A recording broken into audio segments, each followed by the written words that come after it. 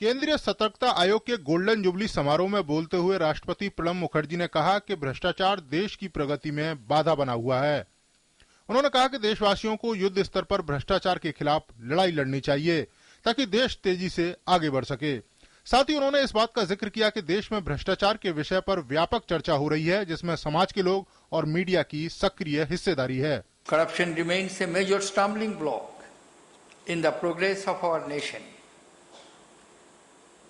It has increased transaction costs, reduced efficiency of public services, distorted decision-making process, and undermined the moral fiber of our society.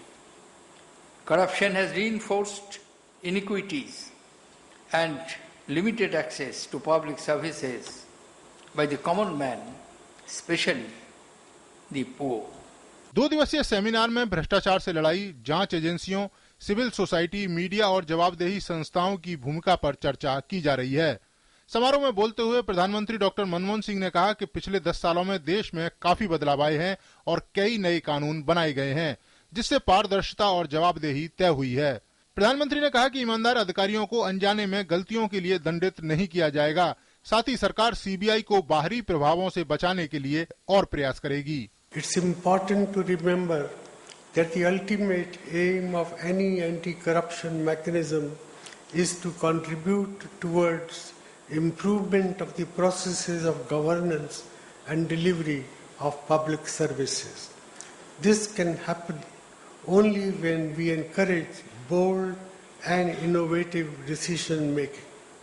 Therefore, we must make sure that honest officers are not harassed for bona fide mistakes that they might make while taking well-meaning decisions. CBC के स्वर्ण जयंती समारोह में बोलते हुए लोकसभा में विपक्ष की नेता सुषमा स्वराज ने कहा कि हमें संवैधानिक संस्थाओं को मजबूत किए जाने की जरूरत है, क्योंकि इन संस्थाओं पर प्रहार करने से लोकतंत्र कमजोर होता है।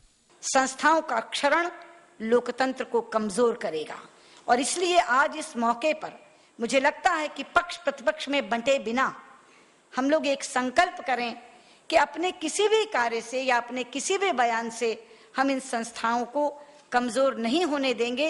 इस दौरान राष्ट्रपति प्रणब मुखर्जी ने सीबीसी पर एक स्मृति डाक टिकट और प्रधानमंत्री ने कॉफी टेबल बुक को जारी किया।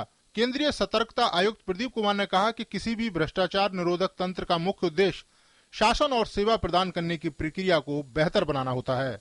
The challenge before the Commission has always been to create an environment in which the honest can work fearlessly and the corrupt have no place to hide. The guilty are punished swiftly and honest exonerated without any delay. 2 दिन तक चलने वाले इस समारोह में न केवल भ्रष्टाचार से लड़ने के बेहतर उपाय सुझाए जाएंगे, बल्कि करप्शन के खिलाफ लड़ने वाले अधिकारी भी ये समझ सकेंगे कि भ्रष्टाचार के खिलाफ वो कैसे जनता की उम्मीदों पर खरा उतरे हैं। Neeraj Singh, DD news, Delhi.